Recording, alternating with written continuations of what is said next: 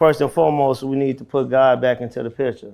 And when you talk about we can't do what they do, we talking about it based upon according to your morals and what God expects of us as a people. Too much is given, much is required. You know what I mean? So we can't do things according to what they do. We wonder why we go through so much here. Hell, why are so many of us killing each other? Why are so many of us getting killed? Well, we got out of line. We the ones, it was our people who was in covenant with God. And when we chose to do stuff outside of the will of God or the way God said, that's why we steady go through. That's why most of our people steady going through the demise and we dealing with what we dealing with. We keep asking the question, why,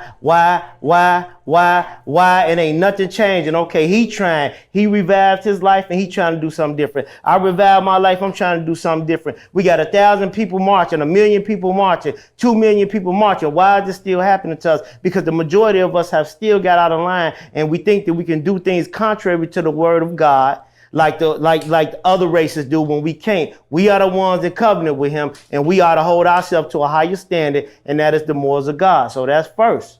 The second is the accountability. We have to be accountable and understand that it does start with us. When you say, yeah, everybody mimic everything that we do, the Bible talk about that. That's why I say it start with God. He say the scepter should not depart out of the hand of Judah, meaning that's we the ones that lead. Everything we do, they follow what we do. I don't care if you go to Tokyo or if you go to Paris. Everybody want to be like black people. Everybody want to absorb our culture. So that means that people going to follow what we do. If we would start living right, stop promoting promiscuity, drugs, sex, and just filth and riches, then maybe other people will follow godliness and goodness too, if that's what we promote as a people who carry that scepter. The other thing is self-discipline. You got to discipline yourself. Discipline yourself not to be the one to be out here doing this stuff, this terrorizing your community, and also not partnering with other people that choose to live a bad life that's disrupting your community.